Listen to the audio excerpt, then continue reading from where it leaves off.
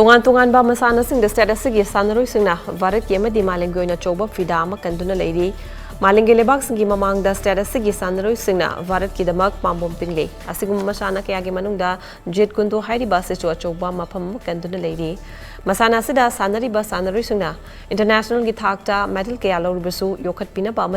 Thouna Hapiba Watli tauri masada lengang ahen mamideng khara changhan bagi apamba sanaroi singna fungdorle hiramasaki matang na TOMTV ka khanaba pauta mama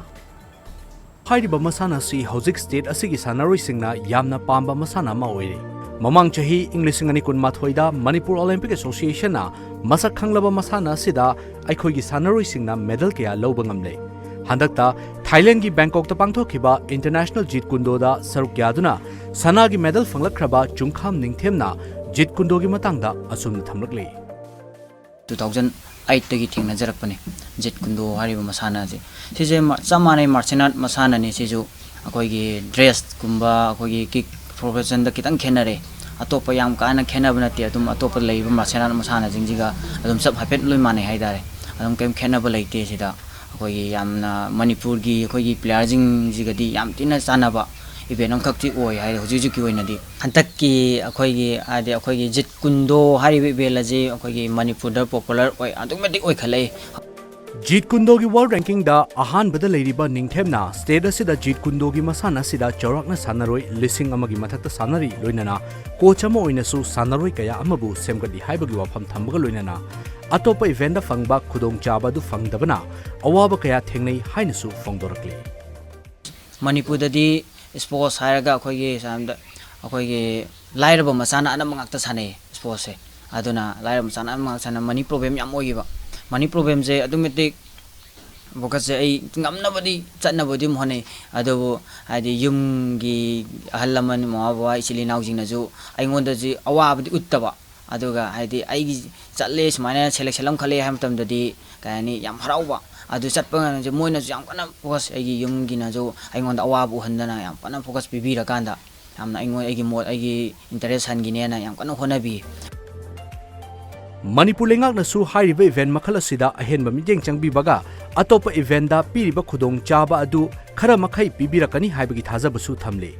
mahangna awaba kaya mayok naraga ngasi oiriba phibam asi oirakhibani sel thumgi oiba awaba kaya na tournament kaya chakhidabasu yaukhi haiba wafamsu fongdorkhe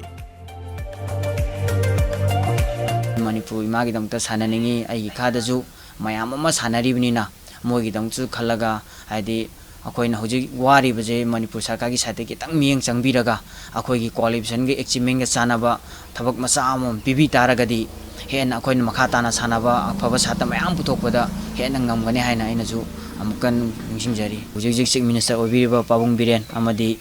akoi gi sport minister obiriba pabung gomidas konthokjam pabung ani gi pungning singsinjaraga aina haijaning badi akoi gi laiba playing ase atop event da piba facility do adum sab sana akoi gi event ji da ju mieng thambiu thambirakane habagi aset pathaja bu akoi da di pibire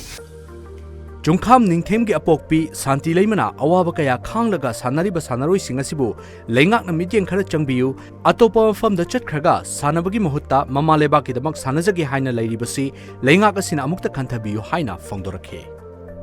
Ima lebang Manipur nang mingsat porake ai karingba achoba phin mayai madam tang lepa ganda ai sanaroi mayam ji kha taiba mayam ji ungtang maming chatnang tang phona jaram gi haibagi da ima ai hingbani adukan ai gi damak ta imung gi damak to oitara gadi ai di mayam na adung hana achoba mo oira ganda officer mo oira ganda ipa lak amani to lok charaga leiba yare aduna ai di Manipur sarkar da ai thabak tokjage aduka ima leba ki damak ta seba tokjage mingsat porake ikha tha dana le hoiba mayam ji ai gi kanabani haina aina kanari haina chakhi tara gadi ji ikha tha na le hoiba छात्र आइगी दमक छात्र यांखै हुम्पु लेबे मयाम जे international थाक्स यावरी national गी थाक्स यावरी अदगी चलुबा मयाम अमसु यावरी अदुदना मांगहौरगदी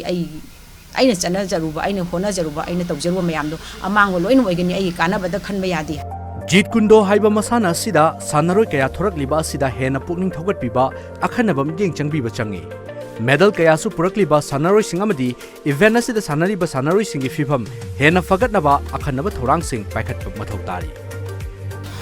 aingonda yamna interest aso piraga kagi bog loina ing satpani mai ju pakchare ka kana nang rongi na rank number 1 nang goal odi ta gan habdo ta maksu oiro hai ka ai nga sigi get it se ai gi hoi ai gi oja ju ꯑꯩꯒꯤ ꯑꯍꯥꯟꯕꯗ ꯑꯩꯒꯤ doctor Moirangthem ꯑꯩꯒꯤ ꯈꯣꯡ ꯄꯥꯏꯔꯒ ꯁꯤ ꯊꯥꯛ ꯄꯨꯈꯠꯄꯤꯔꯛꯏꯕ ꯑꯩꯒꯤ doctor Moirangthem Ibomcha ꯑꯩꯒꯤ ꯑꯣꯖꯥ ꯑꯃꯗꯤ ꯀꯀꯥ ꯅꯟꯗꯂꯥꯜ ꯑꯉꯣꯝꯆꯥ ꯑꯩꯒꯤ ꯀꯀꯥ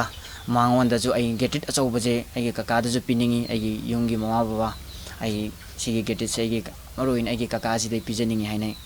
ꯂꯩꯉꯥꯛ ꯑꯁꯤꯅ ꯃꯤꯠꯌꯦꯡ ꯆꯪꯉꯀꯥꯟꯗ ꯁꯥꯟꯅꯔꯣꯏ ꯍꯦꯟꯅ ꯄꯨꯊꯣꯛꯄ ꯂꯣꯏꯅꯅ ꯅꯦꯁꯅꯦꯜ ꯑꯃꯁꯨꯡ ꯏꯟꯇꯔꯅꯦꯁꯅꯦꯜꯒꯤ ꯊꯥꯛꯇ ꯆꯠꯂꯕ ꯁꯥꯟꯅꯔꯣꯏꯁꯤꯡ ꯑꯁꯤ ꯍꯦꯟꯅ ꯑꯩꯈꯣꯏꯁꯤꯗ ꯂꯩꯍꯜꯂꯒ ꯁꯥꯟꯅꯍꯟꯅꯕ ꯍꯣꯠꯅꯕꯒꯤ ꯇꯉꯥꯏꯐꯗꯕ ꯑꯁꯤ ꯂꯩꯉꯥꯛ ꯑꯁꯤꯅ ꯈꯔ ꯃꯈꯩ ꯍꯦꯟꯅ ꯃꯤꯠꯌꯦꯡ ꯆꯪꯂꯒꯗꯤ ꯁꯣꯏꯗꯅꯃꯛꯀꯤ ꯍꯥꯏꯔꯤꯕ ꯃꯁꯥꯟꯅ ꯑꯁꯤꯅ ꯃꯅꯤꯄꯨꯔꯒꯤ ꯁꯥꯟꯅꯔꯣꯏꯒꯤ ꯑꯩꯈꯣꯏꯒꯤ ꯁ꯭ꯄꯣꯔꯠꯁꯀꯤ ꯑꯗꯨꯒꯨꯝꯂꯕ ꯏꯍꯧ ꯑꯁꯤꯗ ꯑꯆꯧꯕ ꯃꯇꯦꯡ ꯑꯃ ꯑꯣꯏꯔꯛꯄ ꯌꯥꯏ ꯃꯔꯝ ꯑꯗꯨꯅ ꯂꯩꯉꯥꯛ ꯑꯁꯤꯅꯁꯨ ꯑꯀꯟꯕ ꯃꯤꯠꯌꯦꯡ ꯆꯪꯍꯟꯅꯤꯡꯕꯒꯤ ꯑꯄꯥꯝꯕꯁꯤ ꯐꯣꯡꯗꯣꯔꯛꯂꯤ ꯍꯤꯔꯝ ꯑꯁꯤꯒꯤ ꯃꯇꯥꯡꯗ ꯑꯩꯈꯣꯏ ꯀꯦꯃꯦꯔꯥꯃꯦꯟ ꯏꯕꯨꯡꯉꯣꯒ ꯄꯥꯎꯗꯝꯖꯔꯤꯕ ꯅꯕꯀꯨꯃꯥꯔ ꯈꯥꯡꯄꯣꯛꯄꯝ ꯇꯥꯏꯝꯁ ꯑꯣꯐ ꯃꯅꯤꯄꯨꯔ ꯀꯛꯌꯥꯏ ꯃꯌꯥꯏ ꯂꯩꯀꯥꯏ